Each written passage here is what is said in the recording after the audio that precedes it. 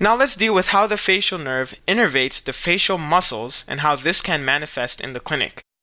In order to do this, we also want to differentiate upper from lower motor neuron lesions in the face. Upper motor neuron lesions can occur anywhere from the motor cortex, which would be here, to the facial nucleus in the pons, which we are diagramming there. And this would manifest as motor weakness on the contralateral side. Lower motor neuron lesions occur anywhere along the facial nerve, and you would get motor weakness but on the ipsilateral side. So let's talk about forehead involvement. The forehead is bilaterally innervated, so if an upper motor neuron is damaged, there's innervation to the forehead from the other side. Thus, if there's any problem using the forehead muscles, it must be because of a lower motor neuron lesion, as it is very rare for both hemispheres to be affected at the same time. This is important for differentiating between a stroke and some other conditions. In a stroke, the use of forehead muscles would be retained in the vast majority of cases. Again, it's unlikely for you to get a stroke in both hemispheres of the cortex at the same time. So, would you judge this to be an upper motor neuron or a lower motor neuron facial lesion? This is, in fact, a lower motor neuron lesion. And you can tell because both the upper as well as lower parts of this patient's face on the right side are affected. Here you can see he can raise the forehead. He can raise sort of the corner of his mouth, whereas here and here he is unable to do that. In fact, this is Bell's palsy. And Bell's palsy is a classical acute facial nerve paralysis, and it affects one side of the face. Now there's a very broad differential for acute facial nerve paralysis, and this includes AIDS, Lyme disease, herpes, sarcoidosis, tumor, as well as diabetes. However, if in fact the paralysis is idiopathic, then you would call it Bell palsy. Now this is in fact the most common cause.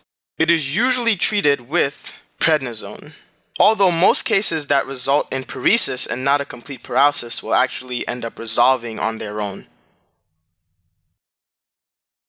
We've already mentioned the muscles of mastication a few times now, but let's go into a little more detail. It takes 3 muscles to close the jaw and 1 to open it. The 3 muscles that close the jaw are the masseter, the temporalis, and the medial pterygoid. The muscle that opens the jaw is the lateral pterygoid. Remember that all of these are innervated by V3 of the trigeminal nerve, and those are your muscles of mastication. I don't know why, every time I say mastication I feel like people are giggling, but maybe that's just my own imagination. Okay, now let's work through a few board-style questions. The first one says, a 37-year-old man complains of an unsteady gait when he walks. He has a history of drug abuse, alcohol abuse, and numerous sex partners.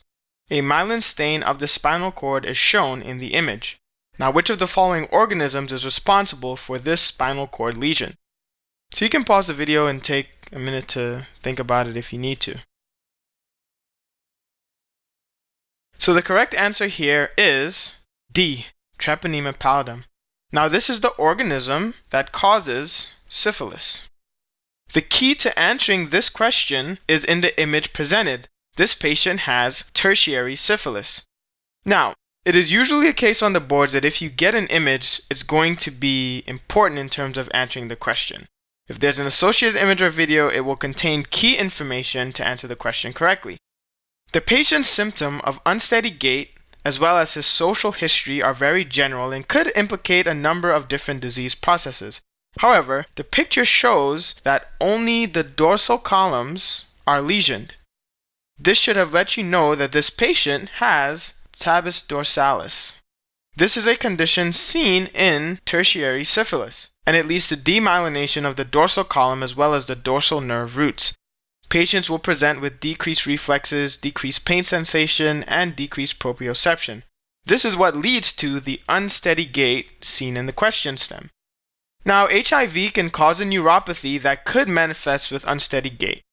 In the same vein, polio and tuberculosis can also cause issues leading to ataxic symptoms. However, the specificity of the lesion makes it clear that the deficit is caused by syphilis. Okay, on to the next question. A 42-year-old man presents to the emergency department with a sudden onset of severe low back pain. This began when he was lifting a piano up a staircase. After he is given medication for his pain, the patient undergoes radiography of his lumbar region, which reveals a herniated disc at the L5-S1 level. Now, which is the most likely finding on neurologic examination? Again, you can pause the video to think about this. Now, the answer here is C, diminished ankle jerk reflex. Most of the question stem actually isn't even necessary to answer the question. The key piece of information that you need to know is right at the end of the question. You should know that a slip disc typically affects the lower nerve root. In this case, that would be the S1 root. So the real question becomes what happens as a result of an S1 lesion. Now, if you remember during the lectures, I drew this stick figure. And I said that we can use this to remember which reflexes are controlled by which nerve roots. So we start at the bottom and we just count up S1, S2, L3, L4, C5, 6, C7, 8. So we're just counting up 1, 2, 3, 4, 5, 6, 7, 8. And so, using this, we can see that S1 controls the ankle reflex. That results in plantar flexion. The L3, L4 nerve root controls the knee jerk reflex, and knee extension is the action that occurs during the knee jerk reflex. Now, weakness to dorsiflexion occurs due to an L5 lesion.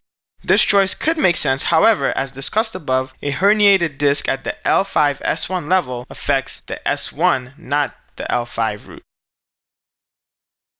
Next, a 32-year-old man presents with progressive dementia and sudden, jerky, purposeless movements. On evaluation, the patient is noted to be depressed. The patient states that his father, who died at age 50, had a similar condition as a young man. Some genetic testing would find an issue within which chromosome? So here, the answer choice is B, chromosome 4. This question stem presents a classic description of Huntington disease. You should have been able to make that diagnosis based on the symptoms provided. Now, two very good clues are the symptoms of chorea, which is the sudden, jerky, purposeless movement, and the fact that this father had the same condition and died at a relatively young age. Now, you should know that Huntington is caused by a CAG trisomy repeat, and that happens in the Huntington gene. Now, this gene is found on chromosome 4. An abnormality within chromosome 21, you should know, leads to Down syndrome. That is a classic. Patients with Down syndrome can get early onset Alzheimer's disease, which would cause progressive dementia. However, the other symptoms, such as chorea, don't really match up. Now, an abnormality with chromosome 18 would lead to Edward syndrome. This results in intellectual disability and developmental delays. However, this would manifest much earlier than the age of 32.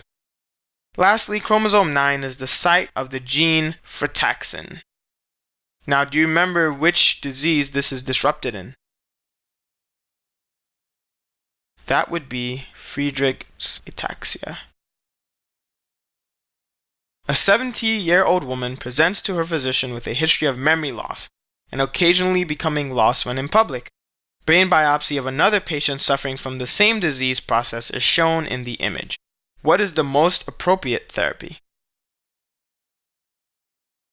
Now, the answer here is D, donepezil. So the first thing that you should have figured out is that this patient has Alzheimer's disease. Her age, as well as her symptoms of memory loss and getting lost, are all telltale signs of Alzheimer's disease. Lastly, the image shows a picture of neurofibrillary tangles, which is also seen in Alzheimer's. The thing that you need to know now is how one should treat this disease. So the initial treatment for Alzheimer's disease is acetylcholinesterase inhibitors. So donepezil is the only acetylcholinesterase inhibitor on the list. Bromocriptine is a dopamine agonist that you would use to treat what disease? Exactly, Parkinson.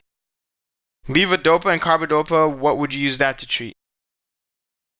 Again, Parkinson. Lastly, selegiline is an MAO-B inhibitor and increases dopamine availability, and you would use this for treatment of what disease? Again, Parkinson. Okay, last question. A 32-year-old woman comes to the physician because of a 1-month history of lower extremity weakness and difficulty controlling hand movements. She had similar symptoms 1 year ago that were more transient. An MRI of the brain reveals plaques in the white matter of the cerebral hemispheres in the area of descending motor and ascending sensory neurons. Which of the following pathological findings is this patient most likely to have? Now the answer here is C, increased protein in cerebrospinal fluid. Now of course, to answer this question correctly, the first thing you need to know is what the patient is diagnosed with. There are 2 key findings in the question stem. The first is that the patient has neurological symptoms that have come and gone and are now reappearing. This pattern should immediately lead you to think about multiple sclerosis, or MS for short. Confirmation of this lies in the fact that the MRI shows you lesions that are restricted to the white matter of the CNS. This classical pattern of relapsing and remitting symptoms as well as white matter lesions is pointing you directly toward MS. So now you should know that MS is associated with increased IgG in the CSF, and this occurs in about 90% of patients. Now, why is this happening? This is due to the increased immune activation that leads to the demyelination seen in MS. But let's look at the other answer choices. So gliosis in the caudate nucleus is seen in Huntington disease. The patient doesn't have any symptoms that would suggest Huntington, so that is not likely. Hypophosphorylated tau protein is a hallmark of Alzheimer's disease. This patient's age, as well as lack of memory loss, makes this also highly unlikely. Lastly, the term intracytoplasmic eosinophilic inclusions is referring to Lewy bodies. Now, these are seen in what disease? Parkinson's disease. You can cross that one out as well. And so, I know the brain can sometimes be intimidating.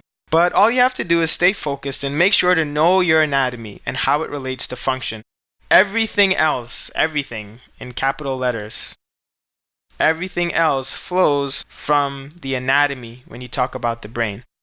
If you know where the different areas of the brain are and what they do, or how the various neuronal pathways travel and connect, you will have no problem figuring out what certain lesions will cause, even if you don't remember that specific fact.